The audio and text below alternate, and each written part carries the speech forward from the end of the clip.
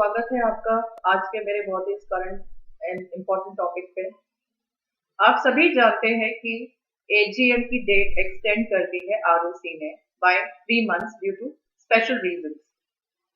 ये सर्कुलर है हर आरओसी ने, इंडिया में जितनी आरओसीज हैं उन सभी ने अपना अपना ये सर्कुलर सारी ही आरओसीज का सेम डेट का है। इन सभी ने अपना एजीएम जो है वो ड्यू टू स्पेशल रीजन जो कि कोविड-19 है, कोविड-19 का पैंडेमिक है, उसको स्पेशल रीजन की तरह रखकर उन्होंने हमें ये ड्यू डेट का एक्सटेंशन दिया है, जो कि अप टू 31st ऑफ 3 महीने का ड्यू डेट का एक्सटेंशन दिया है। अब दोस्तों आपको अपनी ड्यू डेट बहुत अच्छे से कैलकुलेट करनी है। जो भी आपकी लास्ट एजीएम से लेके अभी जो आपकी एजीएम होनी थी, जो कि 15 मंथ से ज्यादा का गैप नहीं होना चाहिए दो एजीएम्स में, तो ये आप सबसे पहले कैलकुलेट कीजिएगा। बाय डिफॉल्ट ही नहीं सोचिएगा कि आपका 31st दिसंबर लास्ट डेट है।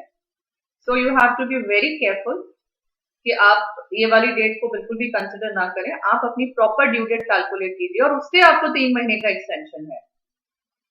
आप इस बात का ध्यान रखिए। अब जो हम गलती करते हैं, बहुत सारी क्वेरीज हो गई हैं, ये बहुत सारी क्वेरीज रेज हो चुकी हैं कि अब सर्कुलर अगर आप देखेंगे, ये सर्कुलर में सबसे एंड में इन्होंने दिया हुआ है बहुत क्लियरली कि जितने भी आपने अगर कोई GNL1 फाइल किया है, पेंडिंग फॉर अप्रूवल है और या रिजेक्टेड है, तो वो सब की सब इस सर्कुलर में कवर हो जाते हैं और आपको सुओ मोटो बाय 3 months का एक्सटेंशन मिल जाता है टू कंडक्ट योर एजीएम।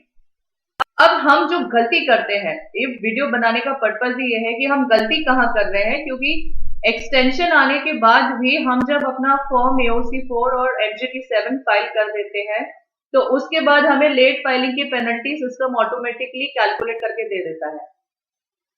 अब AOC4 फाइल करने के बाद आपको कोई ऑप्शन नहीं मिलता है इसको सही करने का, क्योंकि MGT7 जो है वो डेट जो है वो AOC4 से पिक करता है। कैसे करता है वो मैं आपको अभी लाइव बता देती हूँ।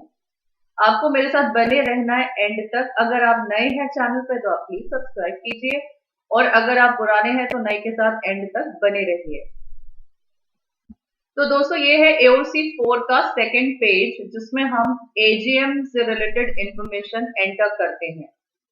यहाँ पर आपको एक चीज का बहुत ध्यान देना है। कई बार ये गलती, अभी सभी ने ये गलती करी है, मैक्सिमम लोगों ने की है। Whether any extension for financial year और एजीएम ग्रांटेड में हम यस कर देते हैं, है ना, और यस करने के बाद हम due date of AGM after grant of extension यहाँ पे लिख देते हैं, क्योंकि हमारा जो सर्कुलर है वो बहुत क्लियरली कहता है कि 3 months का एकदम ब्लैंकेट सबको एक्सटेंशन दे दिया गया है। उसके लिए आपको कोई सेपरेट परमिशन लेने की जरूरत नहीं है। तो हम नॉर्मली ये वाला इस वाले ऑप्शन को एक्सरसाइज करते हैं, बट आपको यहाँ पे बहुत कॉशियस होके इस वाले ऑप्शन को न जाकर, अगर आप जा भी रहे हैं तो कोई दिक्कत नहीं, आप तो 31st दिसंबर ही डालेंगे यहाँ पे डेट, वो कोई दिक्कत नहीं है। बट आप ये जो ऊपर ये वाला जो B और C कॉलम देख रहे हैं ना, ये थोड़ा कॉम्प्लिकेटेड है। ये जो C वाला जो कॉलम है ना, MGT7 जो है वो AOC4 के C वाले कॉलम को मैच कर लेता है। तो इसमें अगर आपने ड्यू डेट जो डाली है वो अगर आपने अपनी पुरानी कैलकुलेटेड डेट डाली है और आपने ये D और E वाला एक्सरसाइज ऑप्शन करके यहाँ पे नई वाली एक्सटेंशन डेट डाली है, तो ये आपको दिक्कत देगा। तो आप ये गलती बिल्कुल ना कीजिएगा। यहाँ पर आप बिल्कुल आपकी जो भी डेट है आप वो डाल दीजिए, बट ये जो ड्यू डेट ऑफ एजीएम है ना, ये आप 31/12/2020 की रखिएगा। यहाँ पर आपको बहुत इंश्योर करना है, आप 4 बार चेक कर लीजिए अपने फॉर्म को कि कहीं आपने इस वाले ऑप्शन नंबर C में, ये कॉलम नंबर C में आपने ड्यू डेट ऑफ एजीएम में 31/12 रखा है या नहीं रखा है। 31/12 ही रखेगा। मैं आपको MGT7 के पेज पर भी लेके चलती हूँ। तो हम है ये MGT7 के पेज नंबर 2 पे, इसमें भी हमें एनुअल जनरल मीटिंग की इंफॉर्मेशन देनी होती है। अब आप जब ये देखेंगे if yes date of AGM, तो मैंने सेम कॉलम्स पिक किया है। ड्यू डेट में मैंने यहाँ भी ध्यान रखा है कि मुझे 31/12 ही डालनी है। Whether any extension for AGM granted, आप यहाँ पे यस करेंगे तो ये वाले 2 कॉलम्स ओपन होंगे जिसमें आपको SRN नंबर देना होगा GNL1 का। अब क्योंकि ये जो एक्सटेंशन है ये सुओ मोटो ऑटोमेटिक है, तो ये SRN आना नहीं चाहिए, बट ये SRN ये फॉर्म मांगता है। अगर मैं इसको यस कर रही हूँ और फिर उसके बाद मैं इसके चेक फॉर्म वाली यूटिलिटी पे जाऊंगी तो ये मुझे चेक फॉर्म में SRN नंबर डालने के लिए बोलेगा। ये फॉर्म चेक नहीं करने देगा। SRN of the application form filed for extension not entered, please enter, वो एंटर करने को बोलेगा। सो आप यहाँ पर ये वाला ऑप्शन ना एक्सरसाइज करके इसे नो पे ही रहने दीजिए एंड उसके बाद आप इसको कर लीजिए। अगर आपने एक्सटेंशन की डेट ले भी ली और आपने ड्यू डेट ऑफ एक्सटेंशन और वो सब लिख भी दिया, पर अगर आपने यहाँ पे गलती करी है, यहाँ पे SRN नंबर और वो सब अगर आपने कभी अप्लाई किया है, आ गया नहीं आ गया, वट एवर द रीजन भी, बट आप ध्यान रखिए आप यहाँ पे जो भी डेट डालेंगे इसी डेट को वो आपको मैच कर लेगा आपके AOC 4 के साथ। एंड AOC 4 में जो ड्यू डेट ऑफ AGM लिखी होगी वो इसी डेट को पिक करके यहाँ पे ऑटोमेटिकली ले आएगा। जब आप प्री स्क्रूटनी में जाएंगे, प्री स्क्रूटनी करेंगे तो वो ऑटोमेटिकली वही डेट पिक करेगा। तो अगर गलती से भी आपने AOC 4 में ड्यू डेट वो डाली है जो आपकी पुरानी होनी चाहिए थी बिना एक्सटेंशन अप्लाई किए, तो फिर आपको प्रॉब्लम आएगी, क्योंकि फिर सिस्टम जो है, फॉर्म जो है, ऑटोमेटिकली आपके लिए penalty late filing calculate additional levy calculate कर देगा। एंड फिर ये penalty late filing additional levy जो है इसको रिमूव करने के लिए आपको काफी मेहनत मुशक्कत करनी पड़ेगी। कैसे फॉर्म की गलती, अब ये जो है ना, ये बहुत ही टेक्निकल एरर है, छोटा एरर है, बट इस एरर का फाइनेंशियल इम्प्लीकेशन है। क्योंकि अगर आपने ये वाली गलती कर ली है, मैं आपको फिर से AOC 4 पे लेके चलती हूँ।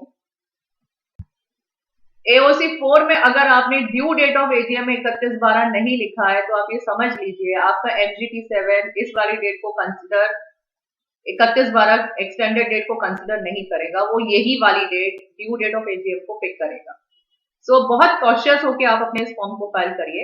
अगर फाइल कर चुके हो, गलती हो गई है, तो हमारे चैनल पे इसका वीडियो भी है कि आपको ई फॉर्म्स की गलतियों को कैसे सुधारना है, उसका एक सेपरेट प्रोसेस है, वो हमने बहुत क्लियरली बताया हुआ है उस हमारे वीडियो में। उस वीडियो को आप जरूर चेक कीजिएगा।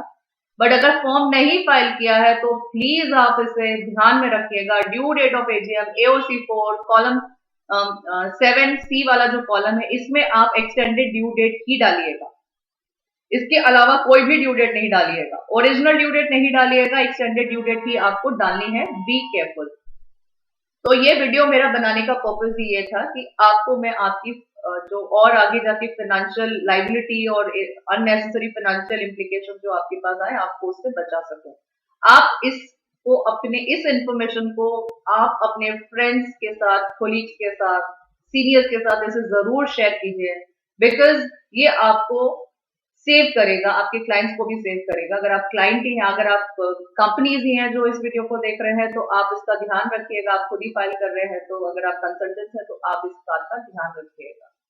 और अगर फिर भी गलती हो गई है तो आप हमारा वो जो नेक्स्ट वीडियो है इसमें लिंक आपको मिल जाएगा, उसको करेक्शन कैसे करना है ई फॉर्म को, वो आप देखिएगा। तो मेरे साथ एंड तक बने रहने के लिए आपका धन्यवाद। और आप जल्दी अपने AOC 4 को और MGT 7 को फाइल कीजिए बिना ये गलती किए। इस इम्पोर्टेंट टिप को अपने पास जरूर ध्यान में रखिए। मैं ऐसे वीडियोस हमेशा लेके आती रहती हूँ, तो आप हमारे इस चैनल को सब्सक्राइब कीजिए। And stay fit and healthy. मिलते हैं फिर अपने नेक्स्ट वीडियो में। तो कैसा लगा आप लोग को ये वीडियो?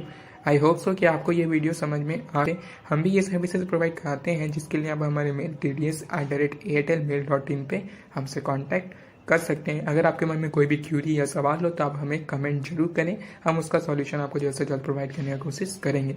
अगर वीडियो पसंद आए तो वीडियो को प्लीज़ लाइक कर दें, चैनल पर नए थे तो चैनल को सब्सक्राइब जरूर से कर दें और बेल आइकन प्रेस कर दें, ताकि आपको ऐसे ही वीडियो की नोटिफिकेशन मिलते रहे और आप अपडेटेड रहें। जय जिनेंद्र, जय हिंद, जय भारत।